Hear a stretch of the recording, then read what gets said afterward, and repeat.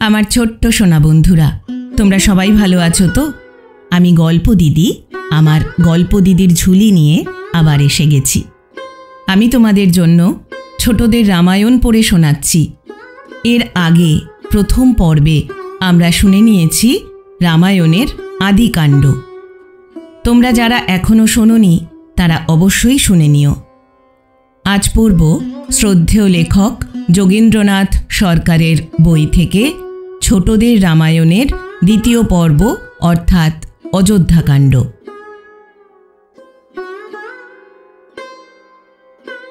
রাজা দশরথ বৃদ্ধ হয়েছেন, রাজকার্যে আর তেমন পরিশ্রম করতে পারেন না। সেই জন্য ভাবলেন রামকে রাজা করে নিজে জীবনের বাকি কয়েকদিন ধর্মে কর্মে কাটিয়ে দেবেন। একদিন রাজসভায় রাজা তার মনের ইচ্ছা প্রকাশ করলে সকলেই আনন্দের সাথে সম্মতি দিলেন। রামের অভিষেকের দিন স্থির হয়ে গেল। শুভ দিন সমাগত। চারদিকেই নাচ গান, আমোদ আহ্লাদ, বাদ্য কোলাহল। লোকে ঘর দুয়ার সাজাচ্ছে, শঙ্খ ঘণ্টা বাজাচ্ছে, দ্বারে দ্বারে মঙ্গল কলস দিচ্ছে। আনন্দে যেন সারা দেশ মেতে উঠল। রানী কৈকেয়ীর এক দাসী ছিল, তার নাম মন্থরা। মন্থরার পিঠে একটা কুঁচ ছিল, তাই লোকে তাকে কুঁজি বলে ডাকত। এই কুঁজির মন হিংসা আর কুটিলতায় ভরা। আজ কিসের উৎসব জিজ্ঞাসা করে কুঁজি শুনল যে রাম রাজা হবেন, তাই এত ধুমধাম, তাই লোকের এত আনন্দ। কুঁজির এটা অসহ্য বোধ হলো। সে রাগে গড়গড় করতে লাগল। দশরথ কৈকেয়ীকে এত ভালোবাসেন, আর রাজা করবেন কিনা কৌশল্যার ছেলে রামকে? কুঁজি মনের বিষে জ্বলতে জ্বলতে কৈকেয়ীর কাছে ছুটল। রানী কৈকেয়ী রামকে ভরতের মতোই ভালোবাসতেন। কুঁজির মুখে রাম রাজা হবেন শুনে তিনি বড়ই আনন্দিত হলেন। আর কুঁজি সর্বাগ্রে তাকে এই সুসংবাদ দিল বলে তাকে নিজের গলার হার খুলে পুরস্কার দিলেন। কুঁজি এতে আরও জ্বলে গেল।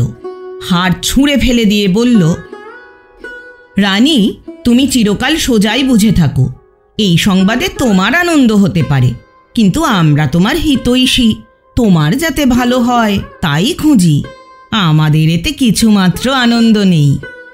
রাম তোমাকে ভক্তি করে, এতেই তুমি গলে যাও।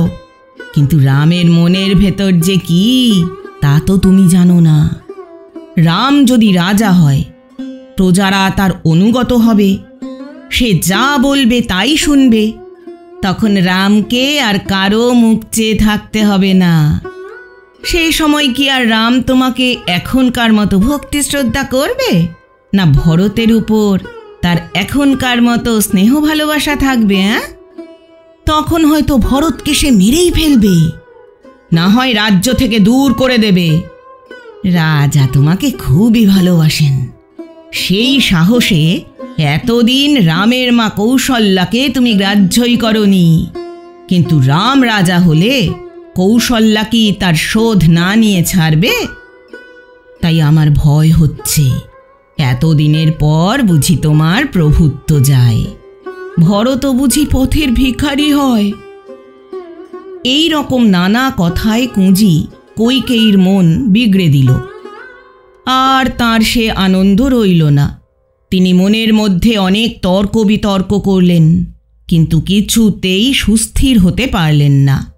তখন কুঁজিকে জিজ্ঞাসা করলেন, মন্থরা, এখন উপায় কি বল দেখি? মন্থরা বললে, রানী, রাজা যখন তোমাকে খুবই ভালোবাসেন তখন আর উপায়ের অভাব কি? তোমার মনে আছে কিনা জানি না, একবার অসুরদের সাথে যুদ্ধে রাজা আহত হন। তুমি তখন প্রাণপণে তার সেবা করেছিলে। রাজা তুষ্ট হয়ে তোমাকে 2টি বর দিতে চেয়েছিলেন। তখন তুমি সে বর নাওনি, সময় মতো নেবে এই কথা বলেছিলে। এখন রাজাকে আবার সত্য করে সেই 2টি বর চাও। এক বরে 14 বছরের জন্য রামকে বনে পাঠিয়ে দাও। আর এক বরে তোমার ভরতকে রাজা করো। রাম দেশে থাকলে ভরতের শত্রুতা করতে পারে, তাই তাকে একেবারে দেশ ছাড়া করাই নিরাপদ। কইকেয়ী তখন এটাই উত্তম পরামর্শ বলে বুঝলেন। তারপর কুঁজির কথা মতো গায়ের অলংকার খুলে সামান্য বস্ত্র পরে ঘরের মেঝেতে তিনি শুয়ে পড়লেন। রাজা দশরথ অভিষেকের সব আয়োজন শেষ করে এই সুসংবাদ দেবার জন্য আগেই কইকেয়ীর নিকট আসলেন, কিন্তু এসে যা দেখলেন তাতে তার বড়ই কষ্ট হলো। তিনি বারবার কইকেয়ীকে তার দুঃখের কারণ জিজ্ঞাসা করেও কোনো উত্তর পেলেন না। দেখলেন রানী চোখের জলে ভাসছেন। রাজা বললেন, কইকেয়ী, আজ শুভ দিন, তোমাকে আনন্দের সংবাদ দিতে আসলাম, কিন্তু তোমার এইরূপ অবস্থা দেখে মনে বড় কষ্ট হচ্ছে। তুমি কি চাও বলো, আমি তোমাকে তাই দেব। এইবার কইকেয়ীর মুখে কথা বার হলো। তিনি দশরথকে পূর্বের বরদানের প্রতিজ্ঞা স্মরণ করিয়ে দিলেন এবং রাজা আজ তার প্রার্থনা পূর্ণ করবেন এই কথা পুনরায় রাজাকে দিয়ে বলিয়ে নিলেন। দশরথ যে পরম সত্যবাদী সেটা রানী জানতেন, সুতরাং এখন আর বর চাইতে তার কোনো বাধা রইল না। তিনি স্বচ্ছন্দে এক বরে রামের 14 বছরের বনবাস এবং অন্য বরে ভরতের রাজা হওয়ার প্রস্তাব করে বসলেন। দশরথ এই নিষ্ঠুর কথা শুনেই মূর্ছিত হয়ে পড়লেন। কিছুক্ষণ পরে তার মূর্ছা ভাঙল। তখন তিনি অনেক কাকুতি মিনতি করলেন, কিন্তু কইকেয়ী তার কোনো কথাই শুনতে চাইলেন না। দশরথ আবার মূর্ছিত হয়ে পড়লেন। তারপর কইকেয়ী রামকে কাছে ডেকে বললেন, রাম, ভরত রাজা হয় আর তুমি 14 বছরের জন্য বনে যাও। মহারাজের এখন এটাই ইচ্ছা। এই কথা বলতে লজ্জিত হচ্ছেন বলেই তার এই অবস্থা। এখন তুমি তোমার কর্তব্য পালন করো। কোথায় রাম রাজা হবেন, না 14 বছর বনবাস? এক মুহূর্তে তার সকল আশাই নির্মূল হল। এতেও কিন্তু তিনি ধৈর্য হারালেন না। বললেন, মা, ভরত রাজা হবে এ তো সুখের কথা। বাবা যখন বলেছেন তখন আজই আমি বনে যাব। এরূপ কথাবার্তা হচ্ছে। এমন সময় আবার দশরথের মূর্ছা ভাঙল।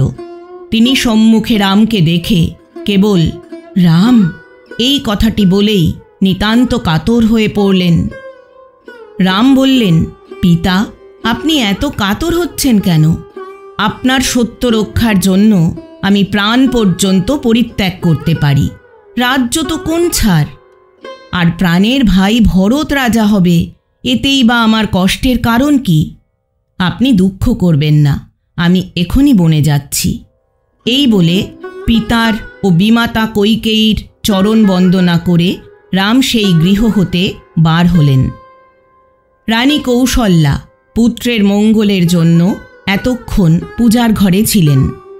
রাম পিতার নিকট থেকে সেখানে গিয়ে তাঁর চরণ বন্দনা করলেন এবং তাকে সকল কথা জানালেন। তখন কৌশল্যার হৃদয়ে যে কি দারুণ আঘাত লাগল, আর কেমন করুণভাবে যে তিনি কাঁদতে লাগলেন তা বলে বোঝানো যায় না। মাকে অনেক কষ্টে সান্ত্বনা দিয়ে রাম সীতার কাছে আসলেন, কিন্তু কি বলে তাকে বোঝাবেন স্থির করতে না পেরে নিজেই চোখের জলে ভাসতে লাগলেন। সীতার কথা আর কি বলবো, এই নিদারুণ অবিচারের কথা শুনে যন্ত্রণায় তার বুক ফেটে যেতে লাগল। তিনি শুধু এই কথা বললেন, আমিও তোমার সঙ্গে যাব।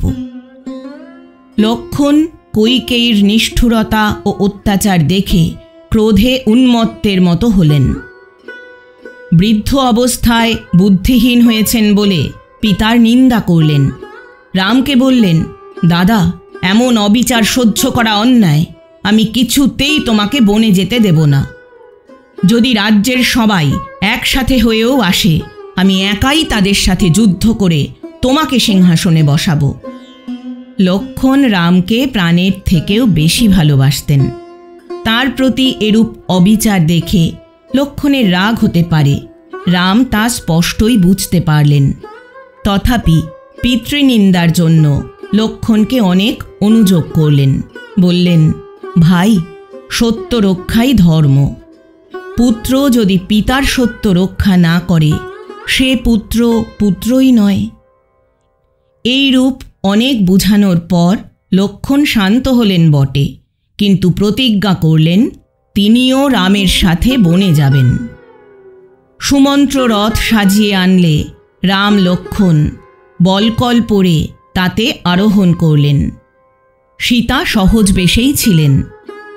তারপর রথ ছুটতে আরম্ভ করলে অযোধ্যার বালক, বৃদ্ধ, স্ত্রী, পুরুষ সবাই কাঁদতে কাঁদতে তাদের পিছনে ছুটল। বৃদ্ধ রাজা দশরথ বিলাপ করতে করতে পাগলের মতো ছুটলেন, কিন্তু কিছু দূর গিয়েই তিনি আবার অজ্ঞান হয়ে পড়লেন। সেই অবস্থায় 4 দিন কাটল। তারপর তার মৃত্যু হল। রাম, লক্ষ্মণ ও সীতা যেদিন রাজপুরী ছাড়লেন সেই দিনই সন্ধ্যাকালে তমসার তীরে উপস্থিত হলেন। সেখানে সারা রাত বিশ্রাম করে পরদিন আবার রথে চড়লেন। গঙ্গার ধারে গুহক চণ্ডালের দেশ। গুহক রামের পরম বন্ধু। রথ গঙ্গার ধারে পৌঁছালে গুহক রামকে তার নিজের দেশে রাজা করে রাখবার জন্য কতই না যত্ন চেষ্টা করলেন, কিন্তু রাম বললেন, ভাই, পিতার আদেশ কি অমান্য করতে পারি? 14 বছর পরে ফিরে এসে আবার তোমার সাথে দেখা করব। এখান থেকেই রথ ফিরিয়ে দিয়ে তারা সন্ন্যাসীর বেশে গভীর জঙ্গলে প্রবেশ করলেন। এখন 2 ভাইয়ের মাথায় জটা, পরিধানে গাছের বাকল, হাতে ধনুক। তাদের খাদ্য বনের ফল, পানীয়, ঝর্নার জল, আশ্রয় গাছের তলা। এইভাবে অনেক বন জঙ্গল পার হয়ে তাঁরা ভরদ্বাজ মুনির আশ্রমে উপস্থিত হলেন। তারপর চিত্রকূট পর্বতে এসে বাস করতে লাগলেন। এদিকে রাম যখন বনে যান, ভরত ও শত্রুঘ্ন তখন তাদের মামার বাড়ি নন্দীগ্রামে ছিল। এত সব গোলযোগের কথা তারা কিছুই জানতেন না। পিতার মৃত্যু সংবাদ শুনে তারা অযোধ্যায় এসে সব জানতে পারলেন। সব কথা শুনে রাগে, দুঃখে, ঘৃণায় ভরত এমন উত্তেজিত হলেন যে তার কাছে কৈকেয়ীর মুখ দেখানোই ভার হয়ে উঠল। আর শত্রুঘ্নের লাথি চর খেতে খেতে কুঁজিত প্রায় আধমরা। তারপর 2 ভাই মা কৌশল্যার পায়ের উপর পড়ে অনেকক্ষণ কাঁদলেন। তাদের বুকে ধরে কৌশল্যার ব্যথা কতকটা সান্ত্বনা পেল। অবশেষে তারা রাম, লক্ষ্মণ ও সীতাকে ফিরিয়ে আনার জন্য বনে গমন করলেন। চিত্রকূট পর্বতে 4 ভাইয়ের মিলন হল। এত শোকের মধ্যেও সেই মিলন কি মধুর! ভরত রামের পায়ে ধরে কাঁদেন, রাম তাকে বুকে নিয়ে চোখের জলে ভাসেন। রামকে ফিরিয়ে আনতে ভরতের কি আগ্রহ, কি কাতর অনুনয়! কিন্তু রাম পিতার সত্য পালন করতে বনে এসেছেন, কিরূপে ফিরবেন? তিনি সে কথা ভরতকে বিশেষ করে বুঝিয়ে বললেন। তখন ভরত বললেন, দাদা, যদি কোনো মতেই ফিরবে না তবে তোমার খড়ম জোড়া দাও। ওই খড়মই আমাদের রাজা হবে। আমি অযোধ্যায় যাব না। নন্দীগ্রামে রাজসিংহাসনে খড়ম রেখে তার নিচে বসে রাজকার্য চালাবো। কিন্তু মনে রেখো, যেদিন 14 বছর পূর্ণ হবে তারপর দিনেই যদি তোমাকে দেখতে না পাই তবে আমি আগুনে ঝাঁপ দিয়ে সব জ্বালা জুড়াব। রাম ভরতের ব্যবহারে যার পর নাই তুষ্ট হয়ে খড়ম জোড়া দিলেন। ভরত সেটা মাথায় তুলে নিয়ে শত্রুঘ্নের সাথে নন্দীগ্রামে ফিরে আসলেন। রাম, লক্ষ্মণ আগেই ভরতের মুখে দশরথের মৃত্যু সংবাদ পেয়েছিলেন। ভরত চলে আসলে পিতার শোকে কাতর হয়ে তারা বালকের ন্যায় রোদন, ও হাহাকার করতে লাগলেন।